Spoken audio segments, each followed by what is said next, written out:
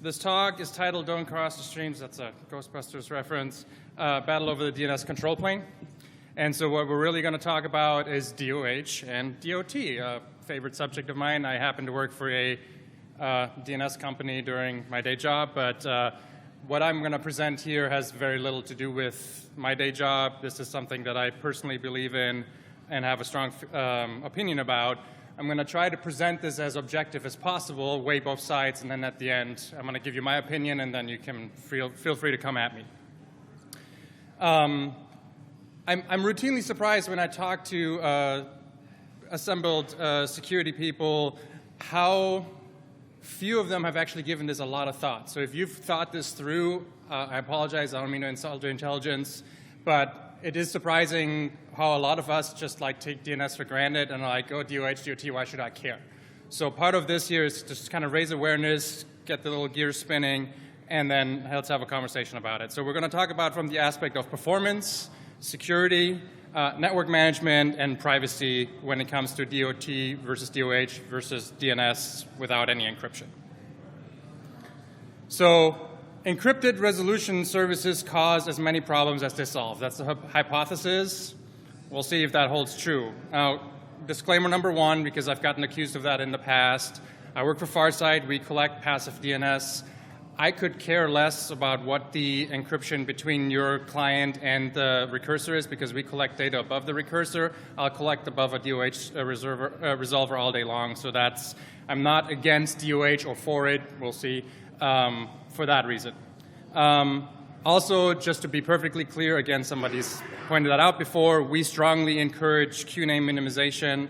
So where the initial resolver doesn't send the full FQDN to the root, but just like in chunks, because there's really it's not necessary to have the whole thing passed on. So if that's your shtick, QNAME minimization, it's good. Please do it. So whenever it comes to encryption, there's overhead involved. There is compute cycles being spent. So you really kind of have to wonder, what are your threat models?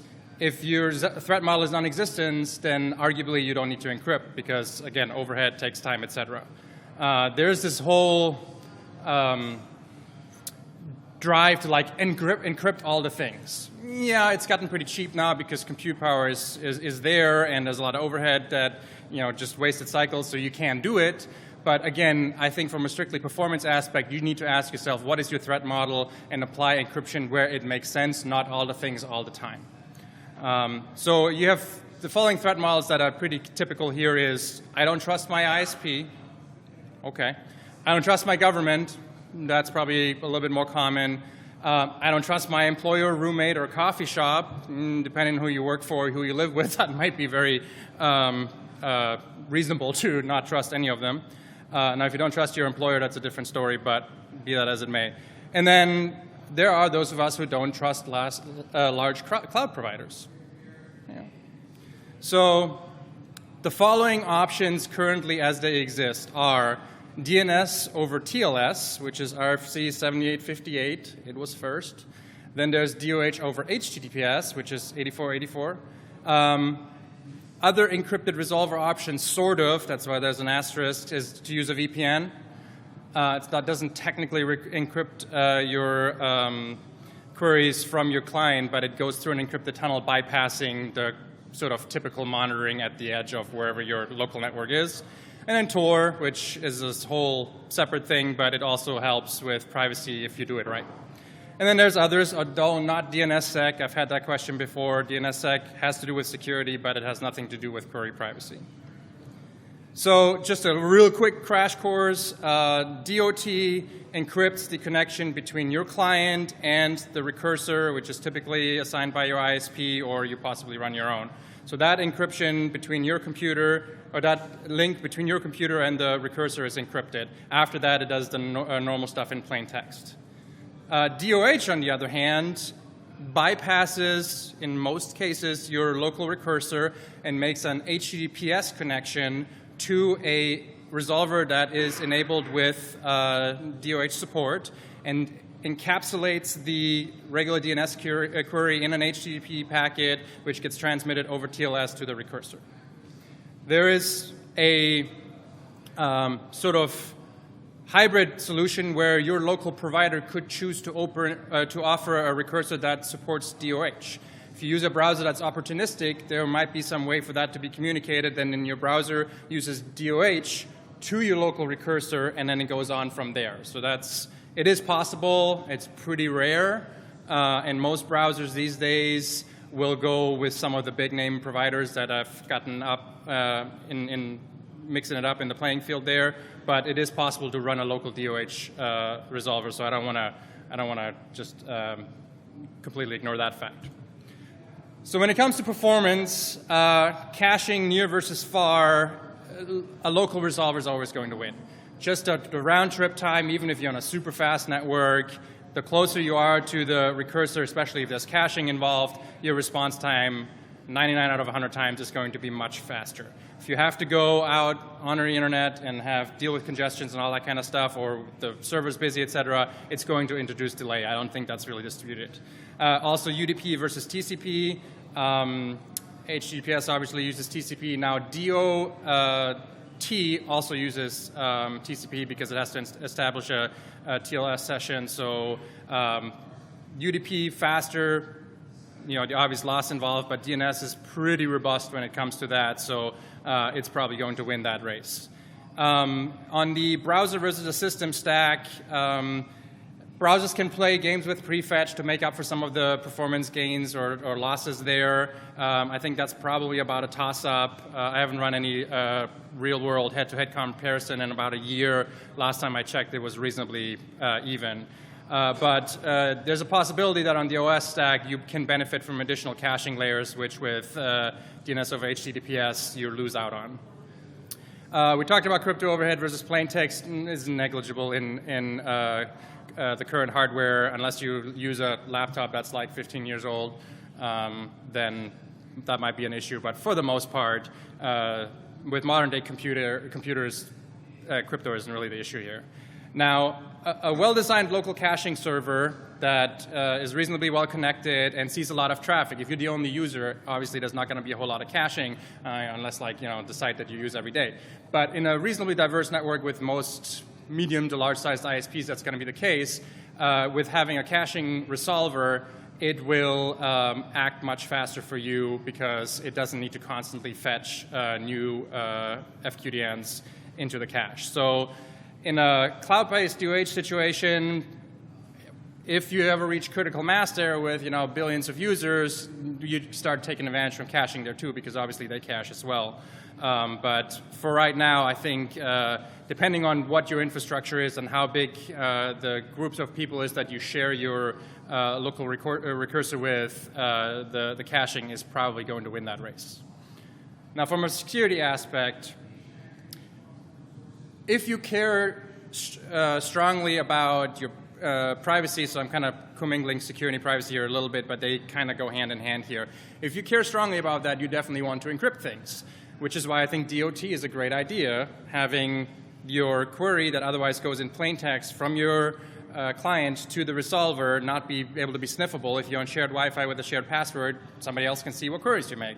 You may not want somebody to know what websites you visit. So having portions of the signal path encrypted is good. Yeah, there are certificate trust issues, but that's a general thing with TLS. No matter what the application, there can be caveats and pitfalls, but let's just, for the sake of the argument, say you've got that figured out, so that's probably a lesser issue. This is more of a sysadmin or network admin headache where they start getting complaints because a certain certificate is being blocked or whatnot.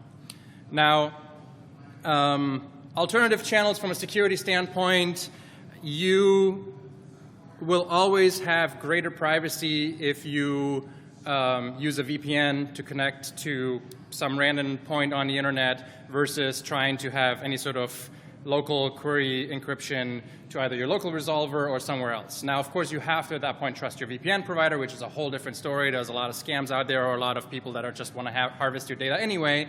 So I get a lot of questions from like friends and family, hey, what VPN provider should I use? And that's unfortunately no longer a super easy answer. There's caveats with all of them. There certainly are some better ones out there, but in general, if you have the skills to put up a VPS somewhere and just open VPN into that and tunnel your traffic through that, you're probably better off. But 99 out of 100 people, average user, don't really have the time or the energy or want to do that.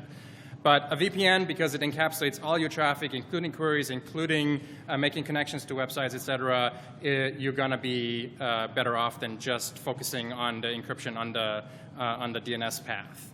Of course, from a network management standpoint, what we'll talk about here in a second, that's a different story altogether as well. Now, of course, it should be mentioned, SNI, server name indicating, that's a whole another talk in and of itself, but you can still leak URLs or domain names, even if it is if you're making a TLS connection to a website, because if you have, especially in virtual hosted environments where a single IP address might answer to 10,000 domains, depending on how the TLS certificates are structured, if you have subject alternative names in there where one cert answers for a whole bunch of different domains, there are certain circumstances where the specific URL, not the URL, but the specific domain name that you are accessing may still get leaked in plain text before the HTTPS session actually gets established. So if you care about hiding what domains you visit, then using DNS-over-HTTPS actually may be a bit of a false sense of security.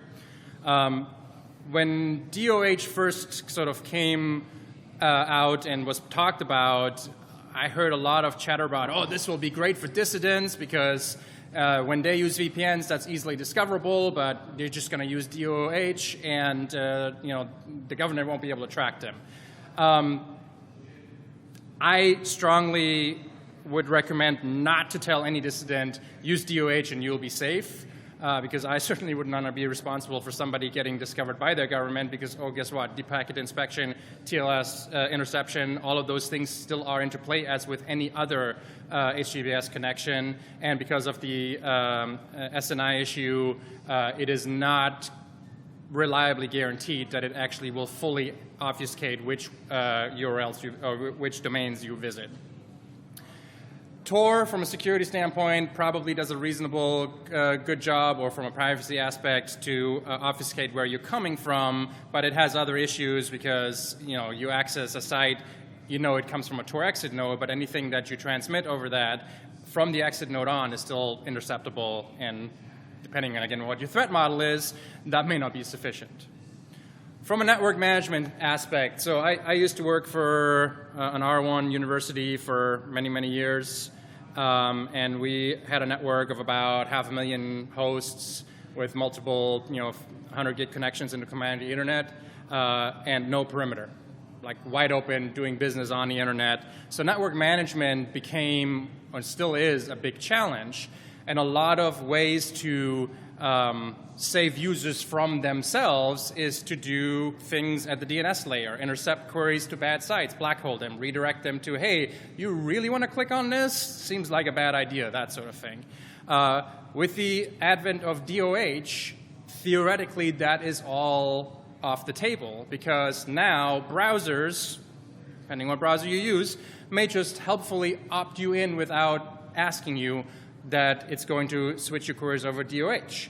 Well, if you're a network admin and you all of a sudden have hosts there, and all of a sudden you see a drop in DNS resolutions because they're all going through port 443, encrypted, into the internet, and bypassing all of your controls, you all of a sudden have a huge risk problem on your hand because you're still responsible for all of those machines. If they get owned, guess who's going to have to clean it up if they're institutionally owned? Now, if you're in a BYOD sort of situation, you may not have to clean up the machine. However, they're still going to cause problems on your network. If they get infected by malware and start scanning or doing terrible things, it's still your problem even if you don't own the machine.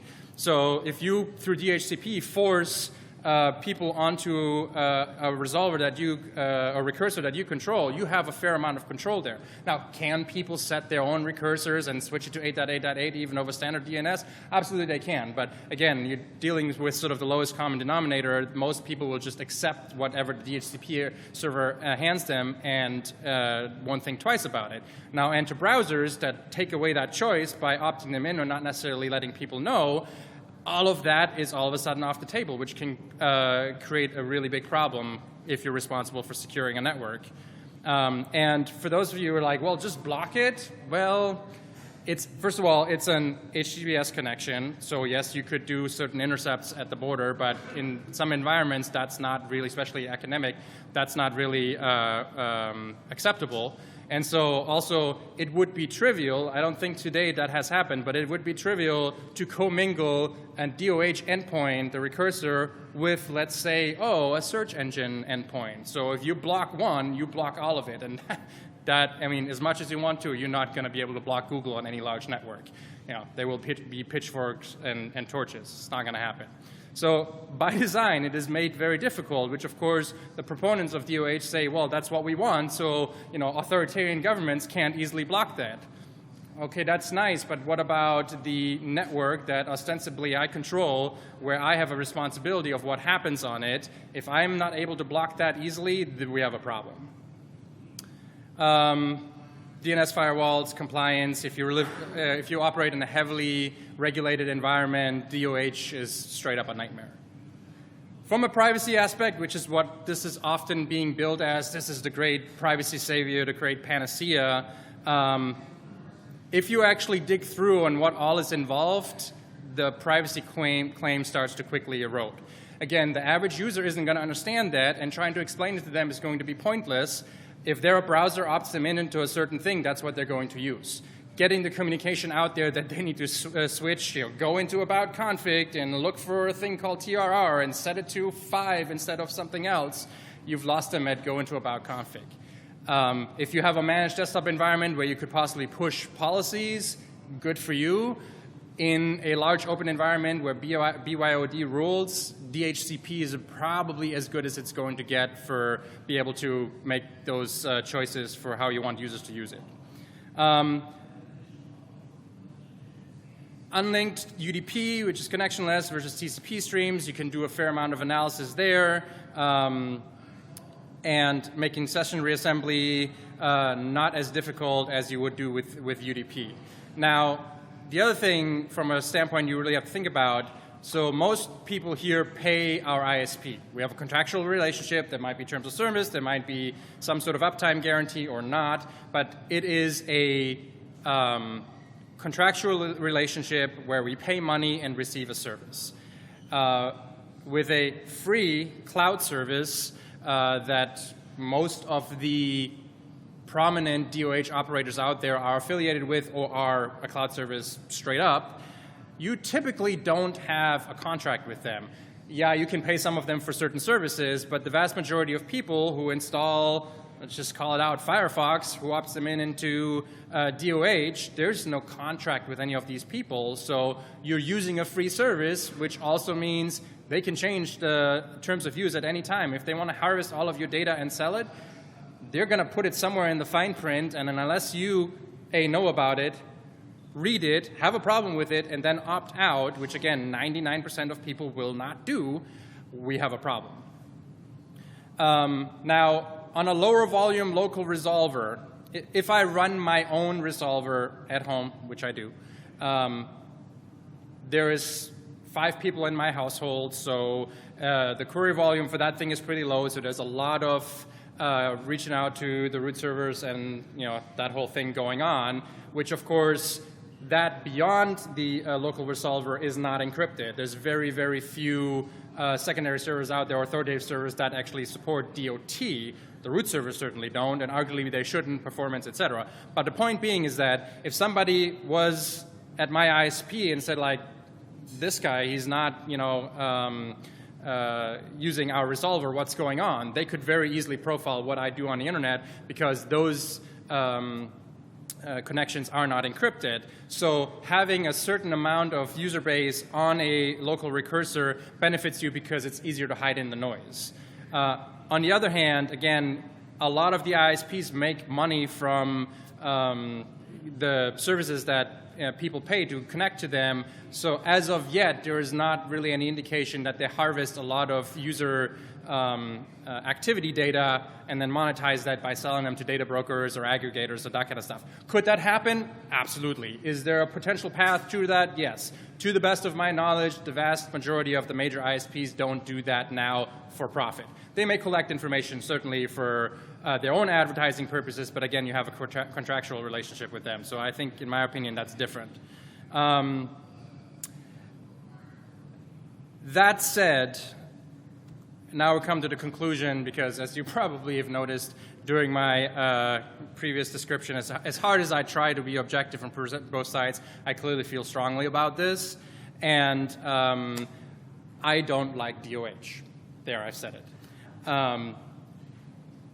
Again, depending on your threat model, and I can't stress this enough, I really have a bit of a problem with people who don't give that a lot of thought and implement either draconian controls or so much overhead and complexity just because they heard that everything should be encrypted. To be clear and on the record, I am in favor of encryption. I don't agree with entities that say we need to have backdoors in encryption. I think that's fundamentally wrong. There is a very good reason for strong cryptography, and anything that weakens that or introduce backdoors is a very, very bad idea. That said, there's a time and a place for it, and not everything needs to be encrypted.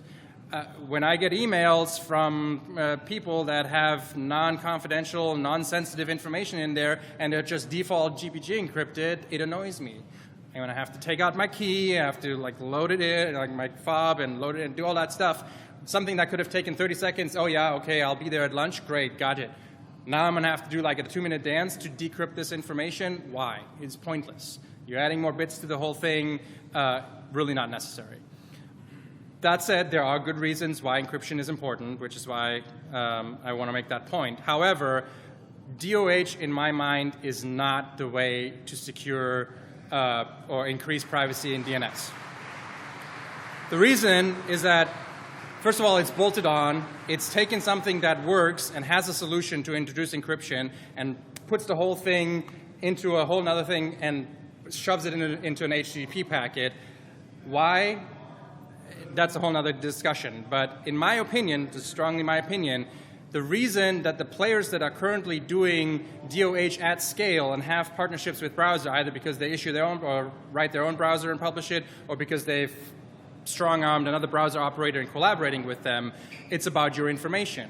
Because while they're trying to sell you on saying, oh, we're going to protect your privacy, guess what? You're putting all of your eggs in one basket. Everything you do browsing, if I'm already collecting a whole bunch of user data on you and behavioral data, now I have the one more thing that possibly escaped me because it stopped at your local ISP. Now you're giving them all of that information additionally to that, and it centralizes all of that information into very small hands, which are organizations who over the years have had questionable privacy practices to begin with. Everybody says they're doing the right thing, and oh no, we're not going to do a thing. And then every once in a while it comes out like, oh, whoops, yeah, we didn't really mean to do that. Oh wait, we said we weren't going to like read emails in your inbox for marketing purposes for university students. Oh wait, we did that. We're very sorry. We're not going to do that again. Oh, that data that we've collected for the last 5 years, yeah, we're still going to keep that. So forgive me when I don't trust large cloud providers that they say that they're going to do what they are doing. So that said, I'm open for questions. Come at me. If you're a DOH proponent, fan, by all means. All right. Any questions? There's a whole bunch of chatter that I put in Slack, but any questions? All right. I'm gonna defer my questions just because I want you guys to ask questions. We'll start with Jono. Where's Jono? Jono, here we go. Oh, so this is sort of minor, but you had said that the TLS stack is going to leak the server names anyway? In the negotiation of an HTTPS connection, If you have a situation where one certificate has multiple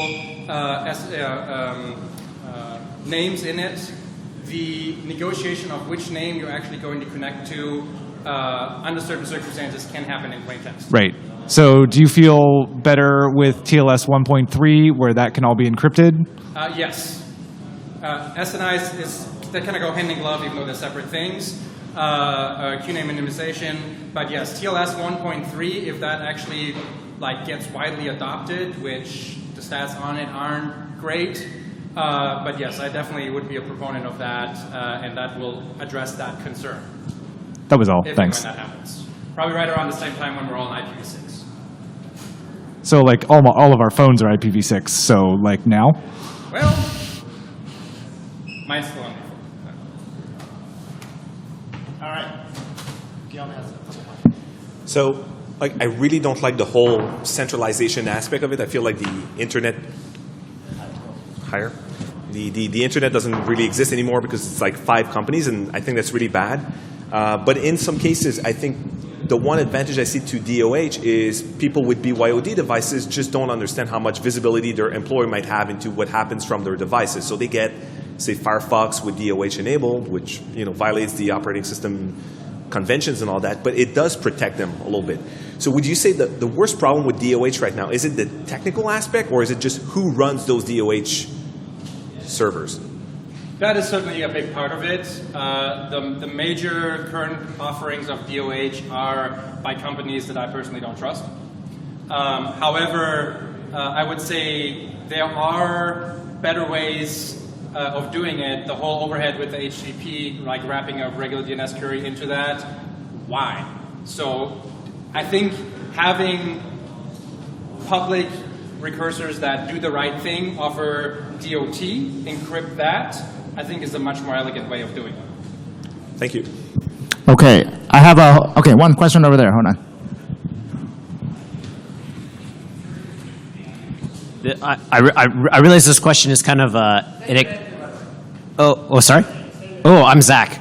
I realize this question kind of expands the topic area, but we're mostly familiar with security practices in technology organizations, particularly security conscious technology organizations. You shared some of your experiences about EDU. Healthcare is also a huge sector. I'm wondering if you have any notion of how endpoint management is changing in these different environments. I've heard anecdotally that universities are very hesitant to put anything on laptops, especially for professors. Hospitals, on the other hand, are very concerned about liability and compliance, that sort of thing. Absolutely. I would say endpoint management is a dying breed. Especially when it comes to the mobile device sphere, mobile device management is even harder. A lot of organizations are trying well, if you want email on your mobile device, you're going to have this client, which, oh, by the way, manages your device up the yin-yang, and we can control everything. Well, I hear from more and more people who are saying, well, then I'm just not going to do email on my mobile device. If you want me to do that, give me one, and then that's the only thing I'm going to use for it, and be my guest. So I think there is a strong pushback as the general public becomes ever more privacy conscious, because we talk about it enough, so we're slightly starting to reach people.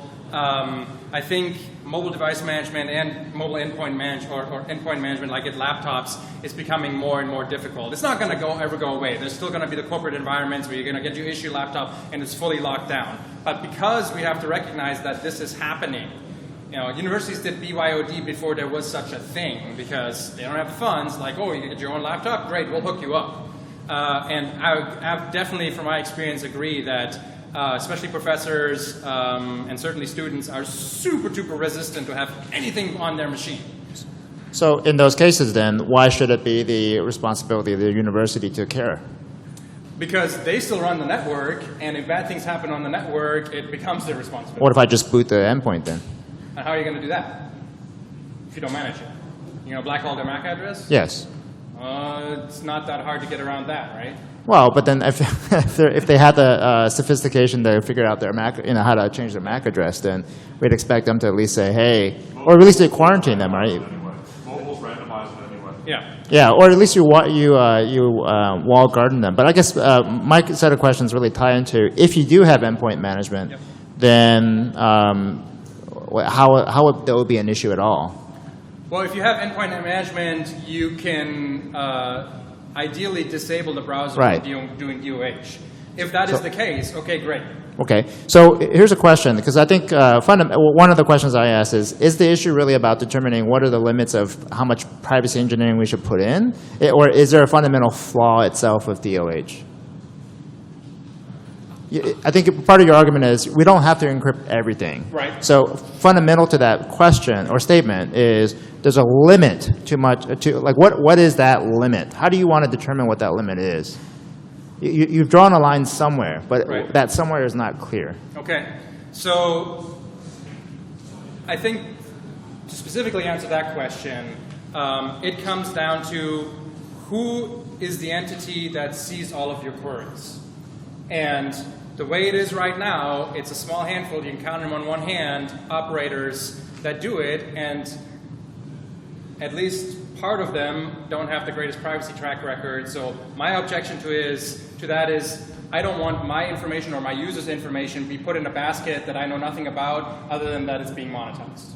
Okay, so let's say, here's the framework I would suggest, because I think DOH is really a fascinating issue because it causes us to have a certain type of conversation. And that's what this group is intended to really focus on, to have a conversation not just saying DOH is bad, but why is it bad? And is there a framework that says, of those, let's say, 5 entities that we want to have some form of privacy against, okay, or rather, if we do want to divulge certain information to those 5 operators or 5 entities, we can engineer to somehow prevent those 5 entities from seeing our information, right? Well, potentially, right?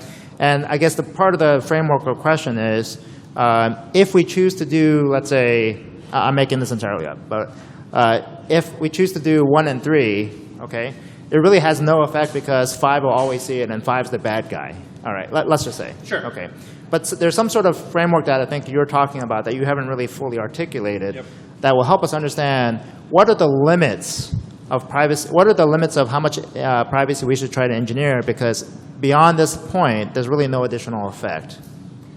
Or it has negative, it has, like your statement about dissidents using DOH. I wasn't sure if your statement was don't use DOH by itself versus don't use DOH at all. Okay, so in other words, I can see the argument don't use DOH by itself, but I don't see the argument don't use DOH at all.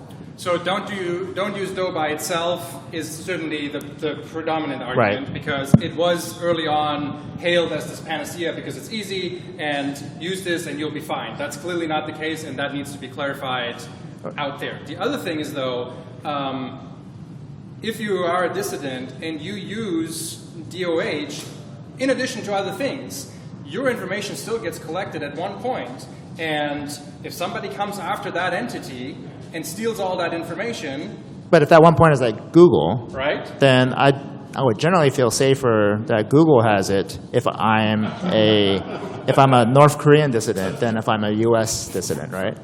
Okay. All right. So I strongly disagree with that. Okay. Yeah. So, but so regardless of that point, I guess ultimately the question is, if there's 5 supposed entities, there's some sort of framework that says at some point you get diminishing or negative returns. Okay.